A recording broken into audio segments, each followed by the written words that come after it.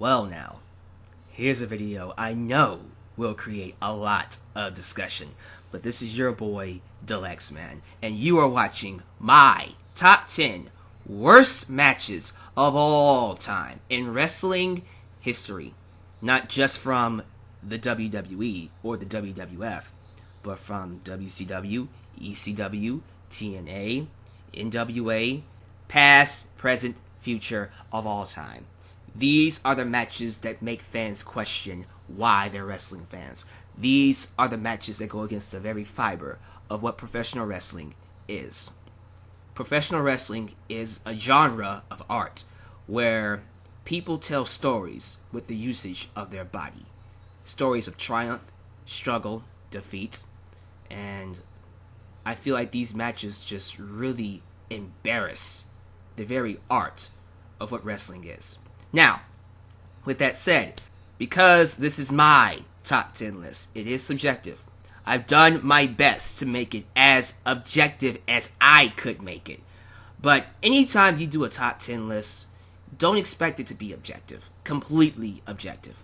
There's always going to be that smidget of subjectivity in there because, it's from their perspective, it's their views, it's their view on the world, it's their view on the business. So you can't expect it to be law or facts. But what you should expect and what you're going to get from this video is for it to make sense. And I feel like this top 10 list is the absolute worst in the business. And if you disagree, as always, down below, let me know. But before I get into that, I asked the fans a month ago to decide or tell me what their worst 10 matches were. And here are the results right here. At the top of the list is Michael Cole versus Jerry the King Lawler from WrestleMania 27. Right below that is Cena and Orton from Royal Rumble 2014. Hardy versus Sting. Cena versus Laurinaitis. Sheamus versus Bryan. Lesnar versus Goldberg. The Royal Rumble 2015. Hogan and Nash. And Team Morella and Slater, the Snake Charmer. Dear God. And then at number 10, we have Cena versus The Miz. So, not a bad list. Actually, that's a very viable list. Can't say I completely agree with it. I mean, for instance, Cena and Orton was just a subpar match that the crowd crapped on. I can't really say it's one of the worst matches of all time. And Sheamus versus Bryan was 18 seconds. It was a terrible match, yes, at WrestleMania definitely. But it didn't really hurt Bryan's career. It didn't hurt Sheamus' career. It's just one of those matches that's just there. You know what I'm saying? I wouldn't say it's one of the worst. The rest of them, though, I'm not going to argue against. I think you can definitely make an argument for those being on the top 10. So, let's find out what my top 10 worst matches is. Starting off with number 10.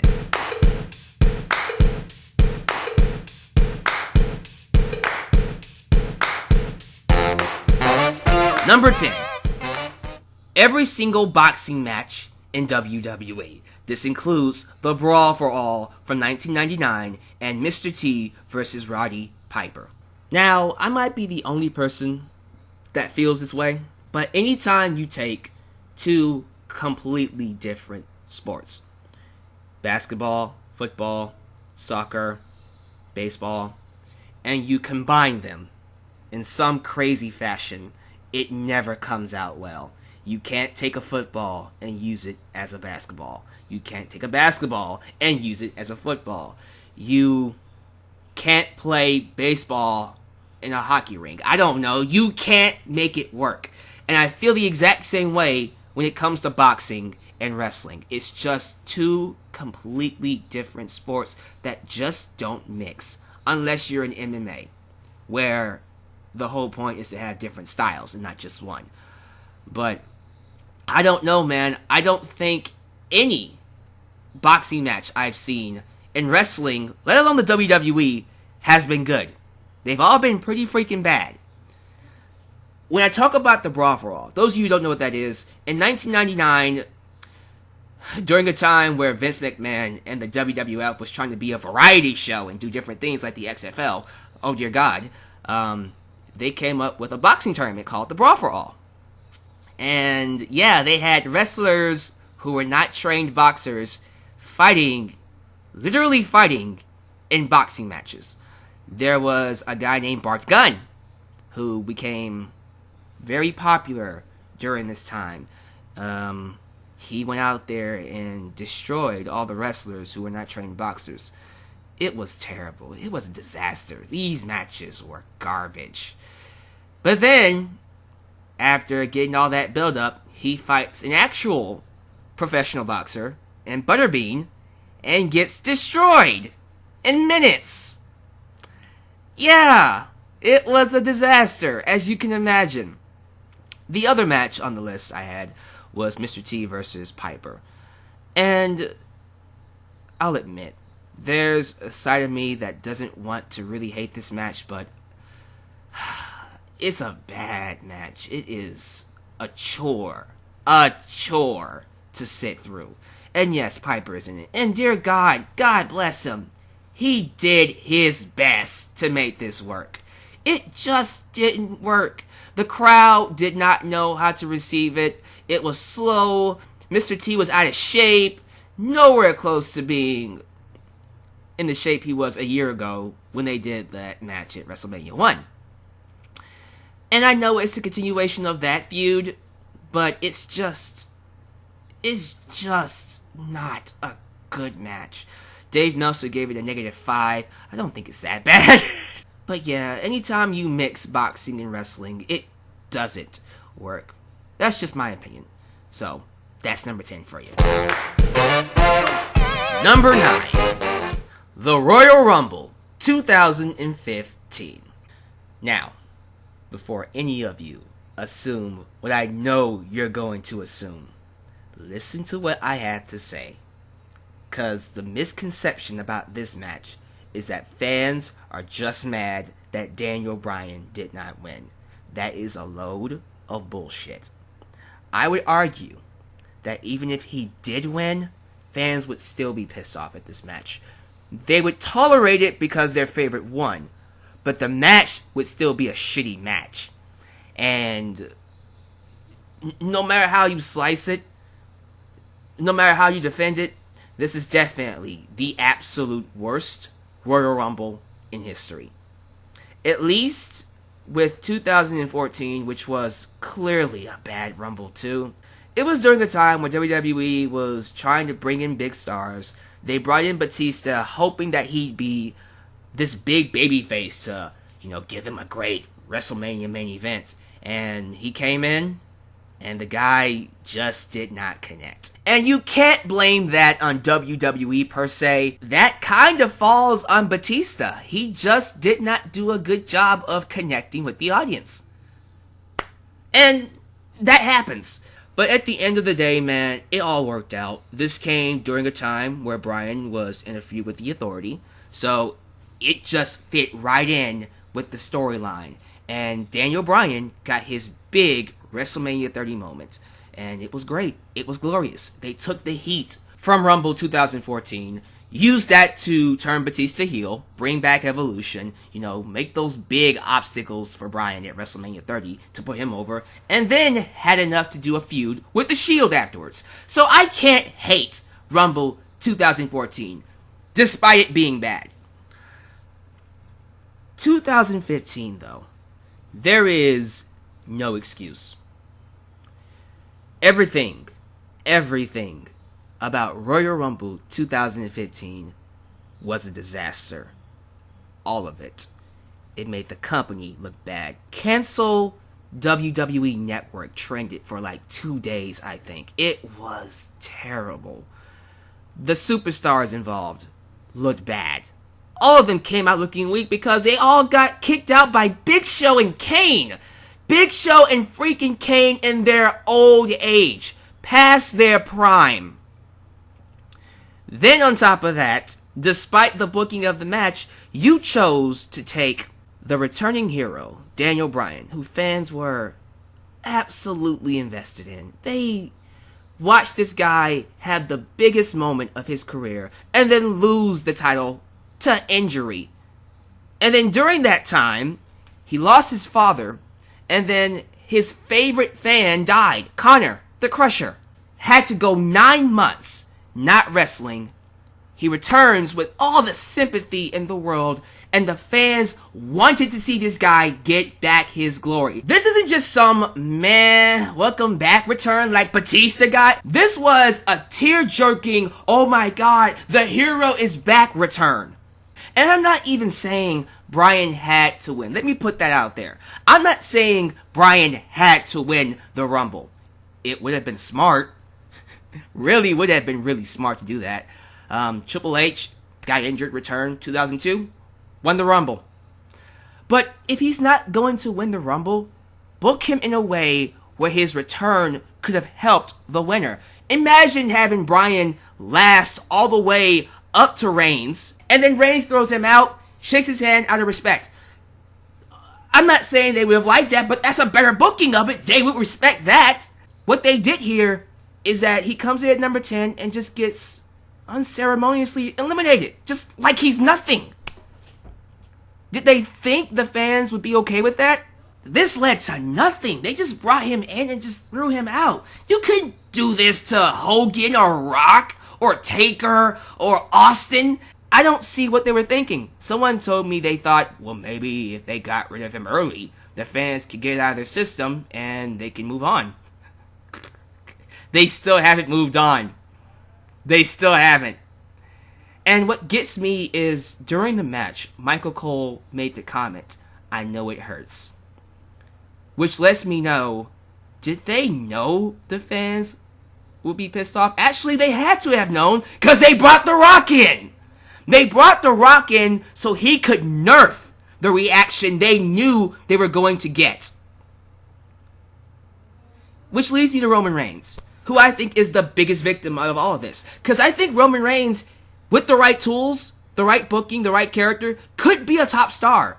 Could make the company a lot of money. The problem is, they pushed him at the wrong time. Dear Lord, did they choose to push him at the wrong time. And of course, the fans rejected him. Especially in this damn match, when the last 4 were Reigns, Rusev, Kane, and Big Show. Not Ambrose, not Ziggler, definitely not Bryan, not Bray Wyatt.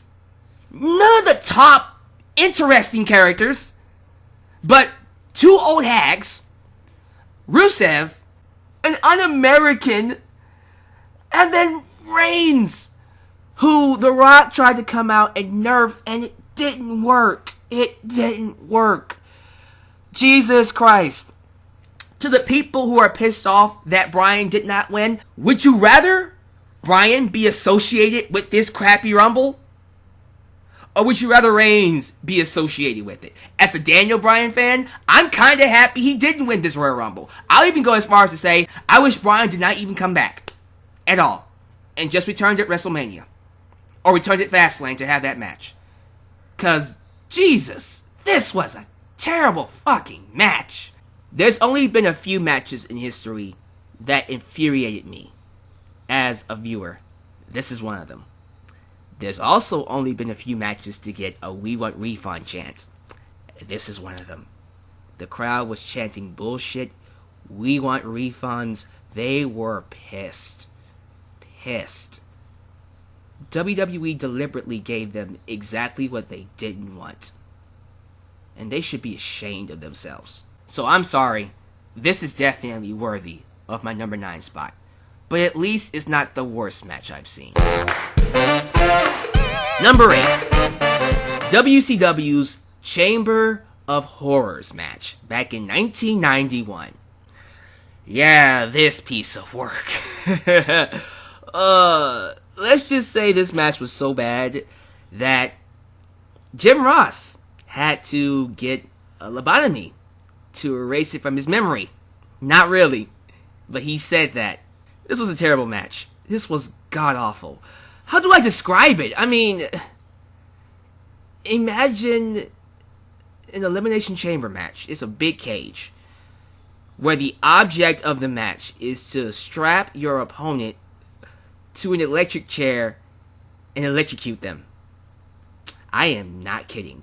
That is the object of this match. The match featured the Steiner brothers, Sting and El Gigante, no idea who that is, Cactus Jack, Abdullah the Butcher, Vader, and the Diamond Stud.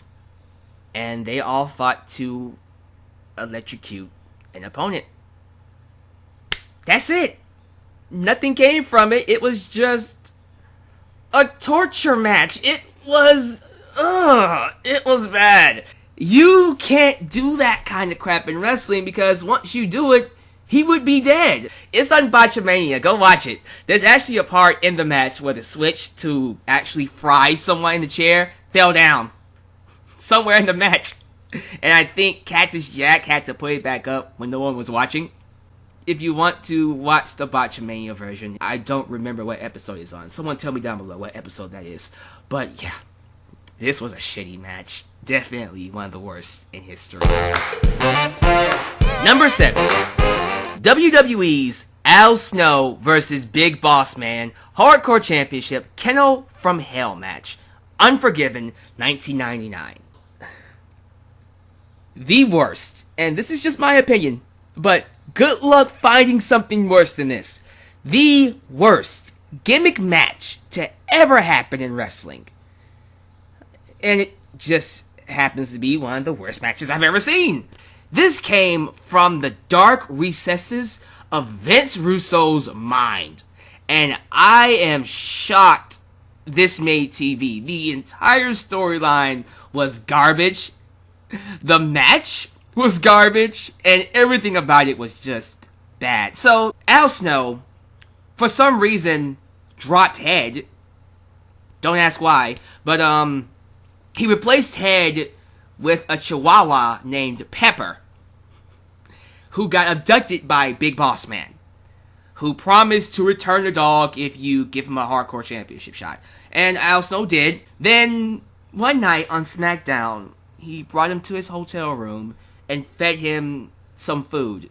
Al Snow ate it, and then Big Boss Man revealed it to be his pet chihuahua Pepper, which then led to them having a Kennel from Hell match. So, yeah, this is during the Attitude Era, guys. I know.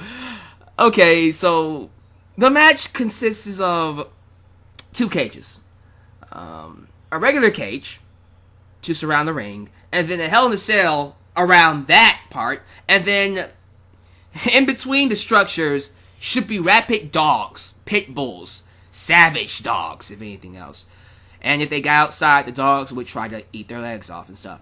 Well, the dogs they brought in were everything but savage dogs. They were running around the freaking outside, fighting each other, going to sleep, peeing and pooping. It was a terrible match. And Al Snow won, and it was the end of a very terrible feud. You know, we look back on the Attitude Era with rose-tinted glasses, as we should, because characters and storylines. And I'll say this, at least it has a storyline, and I think fans nowadays would appreciate this match because it has a storyline. But we look back on this time and just appreciate everything involved and say everything about it was great. This just goes to show you that even the Attitude Era had some crappy freaking matches. So, yes, there is my number 7 spot. Number 6. TNA's Jeff Hardy vs. Sting. TNA Victory Road 2011. Wow. Yeah, this was bad. I mean, at the time, people were saying this match would put TNA out of business. I don't think before or even afterwards we've had a match that fans have claimed would put it out of business. This is the only match that got that moniker. So, what exactly happened? Well, Jeff Hardy, who was the world champion at the time, holding a very crappy belt, by the way, he's had a history with drugs. And for a time period, it seemed like he got his act together. He was WWE's top star at one point, actually. So, you would think, having that responsibility, he would learn from his mistakes and never go back to that life. Well, he did. He went out there, stumbling, clearly high on something. He was a mess. It was crazy. Sting came out, and then afterwards Eric Bischoff came out. Clearly just there so he can check on Jeff Hardy to make sure he's in his right mind. But what ended up happening is he called an audible right there in the midst of the match and told Sting to go home early. He told him to end the match really quickly and go home because Jeff Hardy was not in any condition to wrestle. Promo ends, the match starts. Jeff Hardy spends 2 minutes with his shirt teasing to throw it at the audience and then doesn't throw it. And then he teases and then he doesn't do it. And then he teases. And then he just drops it. Sting hits him with the Scorpion Death Drop and beats him. And it was... oh my god. It was bad. It was a black mark on TNA. This... if they ever do the Rise and Fall of TNA DVD, this will be up there as perhaps one of the worst matches they've done. This was a disaster. And there is no debating it. You wanna know why? Because Sting agrees it was a disaster. I think some fan during the match yelled at Sting, "That match sucked!" And Sting just turned around and said, "I agree." We can't put this all on Jeff Hardy. I blame the company for not only enabling Jeff Hardy to be this way, but for letting him go out there and wrestle in this condition. That is just poor management on TNA's part. And as a result, we got one of the worst matches to ever happen in wrestling.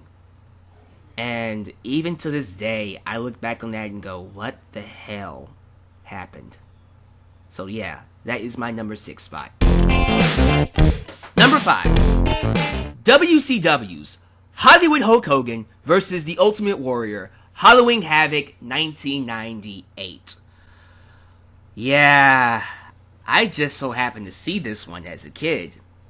And it was a crappy match to me as a kid. I think out of all the Hulk Hogan matches I've seen, this is the worst one in terms of an actual match. Now, he is on this list again later on.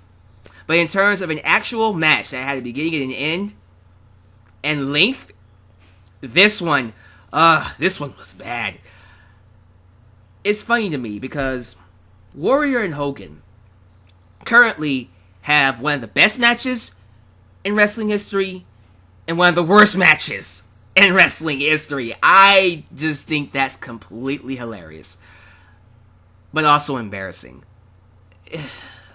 Just a bad match. Man. It was slow, it was draggy, it was sloppy. Some guy named Horace Hogan, who was supposed to be Hogan's relative, brother or something, cousin, came in at the end of the match and pretty much attacked Warrior and Hogan beat him.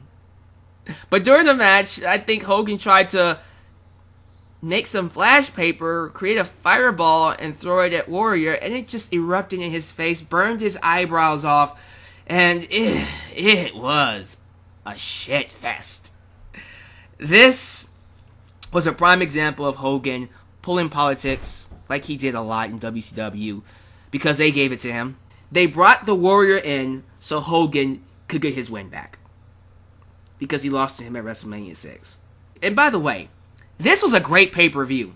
A really good pay-per-view with an awesome main event between Goldberg and DDP. Unfortunately, if you saw this live, this match was the last thing you saw. You didn't get the main event until the next night on Nitro, where they had to air the entire thing again. But I am so sorry for anyone that watched this. What an embarrassment. Two of the biggest legends of all time having such a crappy match. Why this match is on my list at number 5 is because for these guys to have such a legendary match at WrestleMania 6 to then go and have this crap fest. No excuse. Terrible match. All around, one of the worst matches I've seen. At number 5. Number 4. WWE's Goldberg vs. Brock Lesnar at WrestleMania 20. This match above most matches angers me. This is one of those matches that get me angry. Let me tell you why. When this match first was announced, I was hyped. It was a dream match for many people back then. You had two of wrestling's greatest powerhouse android cyborg monsters that just ran through their respective rosters. Goldberg went 173 matches undefeated. Nobody could beat him for almost 2 years.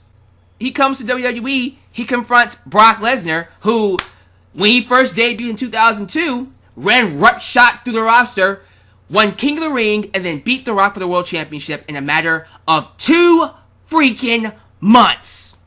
Destroyed The Undertaker in his own yard, Hell in a Cell, beat Kurt Angle, beat Big Show, beat everyone he faced. He was a monster. And then the build to the match was excellent. It was so awesome. You had Goldberg and Lesnar confront each other at Rumble 2004, actually. And during the Rumble, Goldberg threatened Lesnar he was going to come after his championship. So Lesnar interfered in the Rumble and purposely cost Goldberg the match.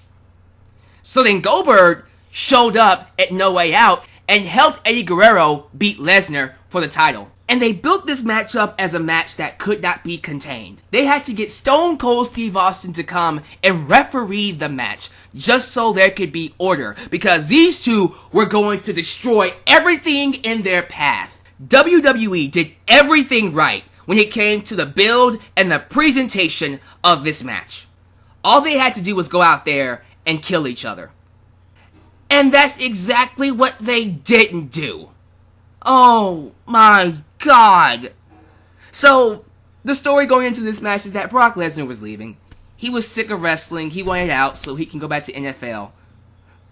I don't remember the team. I think it was the Vikings. I don't know. He wanted to go back to NFL, and Goldberg just wanted to leave. So, instead of going out there and having the monster fight we knew they could have had and should have had, they went out there and stared at each other for like 5 minutes, and then did some long-ass lockups, and had one of the slowest, boring, disappointing matches I have ever seen that the crowd turned on immediately. They booed both of them. It started off with them booing Lesnar, and then cheering Goldberg, but then after the match started to suck, they booed both of them, and cheered Austin. It was a disaster. It was a terrible match. And it pisses me off because it should have been an awesome match. But they deliberately had a terrible fucking match because they didn't give a crap. I cannot believe they fucked up a dream match of mine. A dream match. I cannot believe Stone Cold Steve Austin was associated with this. And then again, I can't believe he's associated with another match on this list. But, the fans wanted a street fight, uncontained bloodbath. Instead, what they got were yells, grunts, long lockups, a jackhammer, and a spear. You can't blame this on WWE. You cannot blame this on the company. You can blame this on two people, Goldberg and Brock Lesnar, for not caring enough to at least have a good match and giving the fans what they want. Definitely one of the worst matches I have ever seen. And it could have been one of the best. Number 3. WCW's Hollywood Hulk Hogan versus Kevin Nash, the finger poke of doom. Do I really need to say much about this one? If you've been a long-time fan of wrestling, even if you haven't, if you've seen the DVDs, if you have the WWE Network, you will know that this was the turning point of the Monday Night Wars, and this was the start, the beginning of the fall for WCW. What a slap in the face to the audience. What a slap in the face to wrestling. I don't care what Hogan or Nash will say to defend this. This definitely ranks up there as one of the worst matches, worst acts, worst moments in wrestling history. So, the story going into this is that since Kevin Nash ended Goldberg's streak, which was also stupid. Jesus Christ. He then challenges Hulk Hogan to a championship match in front of a large crowd of 40,000 fans. 40,000 fans at the Georgia Dome. They go out there. Nash taunts. They come face to face. Hogan takes his big ass finger, pokes, and this 7-foot tall, over 300-pound guy falls down. And Hogan pins him 1, 2, 3. The match is over in 10 seconds. That crowd went silent. 40,000 fans went silent. And they laughed and laughed and laughed, talking about, ha ha ha ha, we fooled you. We get mad at WWE for booking 18 seconds. This is worse. Don't get mad at 18 seconds. At least that led to something. At least Bryan got something out of that match. I can forgive 18 seconds. This is unforgivable. This was stupid. As a kid watching this, I remember watching this. And I can remember turning over to see Mankind win the World Championship on the very same night. Because they're freaking idiots. Oh yeah, and by the way, Goldberg came out afterwards and got destroyed by Kevin Nash and Hogan. So, this segment not only gave us one of the worst matches in history, but it also continued the downfall of the only megastar they had, Goldberg. This is, yet again, an example of Kevin Nash and Hulk Hogan just throwing their weight around. Because they could. They had creative freedom in their contracts. That was the stupidest thing Eric Bischoff ever came up with. But he allowed them to do whatever the hell they wanted. And this is what we got. And in my personal opinion, WCW never recovered from this. Never recovered from this. This was it. Following this, the war was over. It didn't end until like 2001, but this was it. This was a knockout blow. WCW's greatest enemy was not WWF, it was themselves. WCW put WCW out of business. One of the worst moments, and definitely one of the worst matches in history. Number 2. Jenna versus Sharmell. TNA Victory Road 2009. You ever wonder why men say women shouldn't be wrestling? You ever wonder why someone like Greg Valentine thinks the way he does? Look no further than this match. This was awful, and this is why we shouldn't let anybody just get inside the ring. Let me just say this. Sharmell is not a bad talent.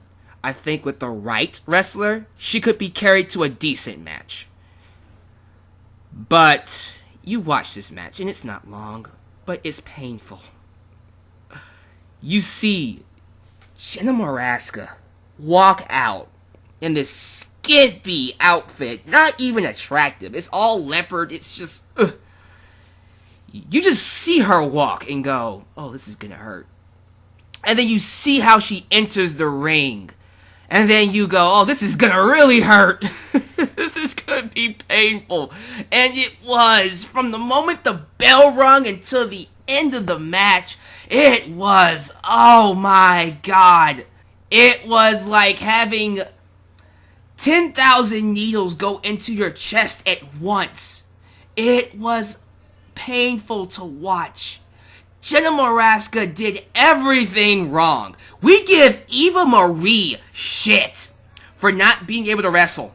Eva Marie could be a legend compared to what Jenna was. She was terrible. And poor Sharmell had to carry her. I would shudder to think if they put her in there with someone worse than Sharmell. Not saying Sharmell was a good athlete to begin with, but Jesus Christ, This started the whole infamous -5 stars with Dave Meltzer and Brian Alvarez that became famous on the internet. It was just a terrible match. Jenna did everything wrong. She walked like a slug. She ran like an elephant. We get on Kelly for not hitting the ropes. I don't know what the hell she was doing. I think Awesome Kong was out there, and somewhere during the match, she knocks out Sharmell, who had her weed pulled out, and Jenna Maraska displays the absolute worst offense I've seen. It's the kind of offense you would see on a low-class porn flick. I am not joking. It was terrible. And then, to put icing on the cake, after Sharmell gets knocked out, Jenna Maraska does some booty-shaking move, rubs her vagina in Sharmell's face, and then pins her with it. What were they thinking? Did TNA even train her? No, they didn't. They pretty much said, hey, go have a match with Sharmell. I wouldn't be shocked if that is exactly what they said. Go out there and have a random match with Sharmell. Have fun. And what we got was the second worst match in wrestling history, in my opinion. Good luck finding one to replace this crap fest. Jesus Christ, this was bad. But it's not the number one worst match of all time. Let's get to that right now. And the number one worst match in wrestling history is Michael Cole versus Jerry the King Lawler at WrestleMania 27. I had the unfortunate pleasure of sitting through this entire feud. All of it.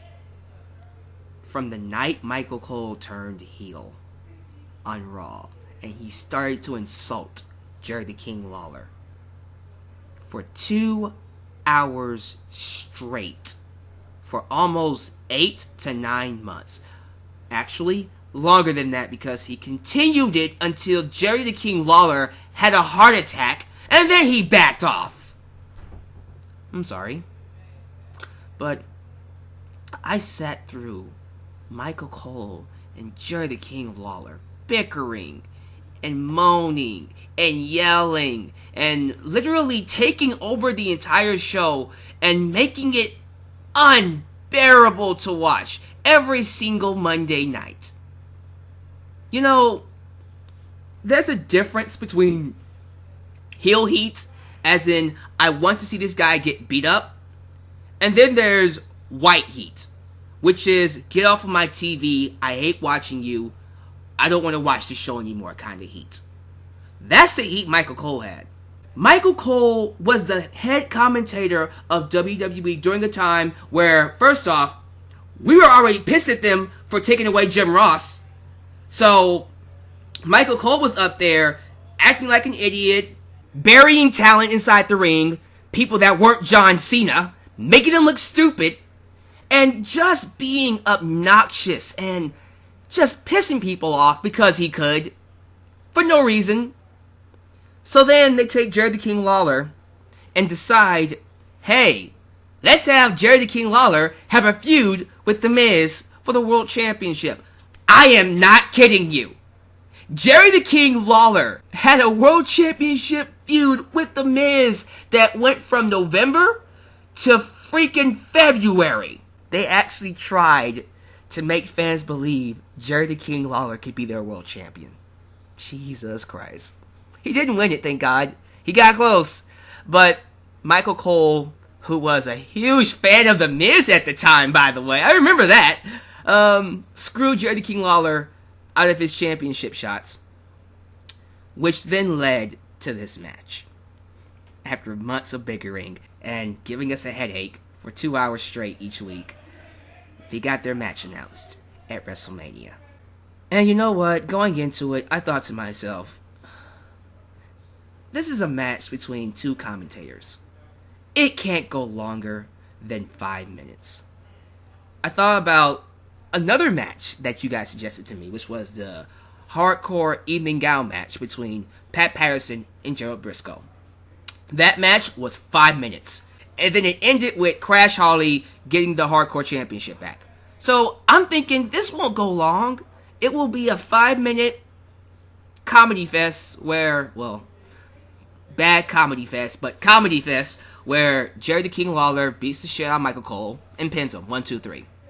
You know, they threw Austin in there and they had Jack Swagger in there to make it just a little bit easier for us to digest. Which I was thinking, you know what, fine. Do what you gotta do. Just get this out the way so we can end this and move on. A match that should have been 5 minutes went 30 fucking minutes long. 30 fucking minutes. With Michael Cole having a majority of the offense and carrying the match as the heel.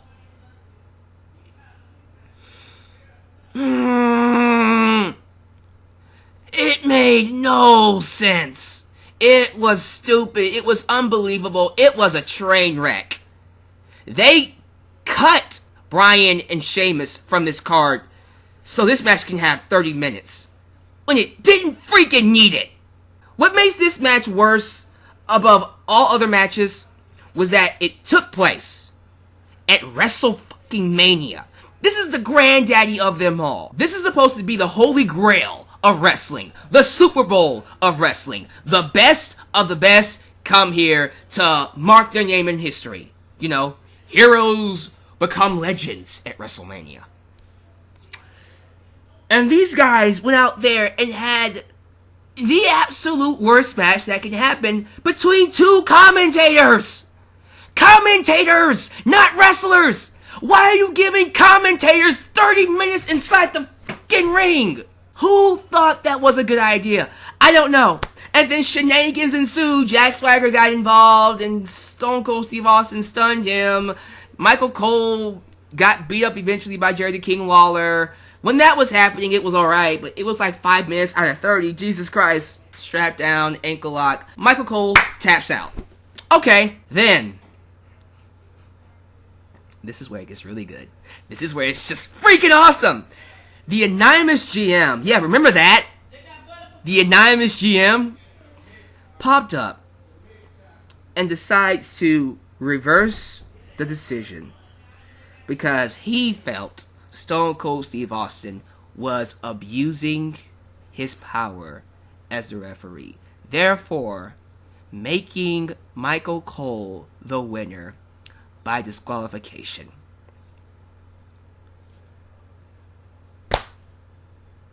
Really? Really?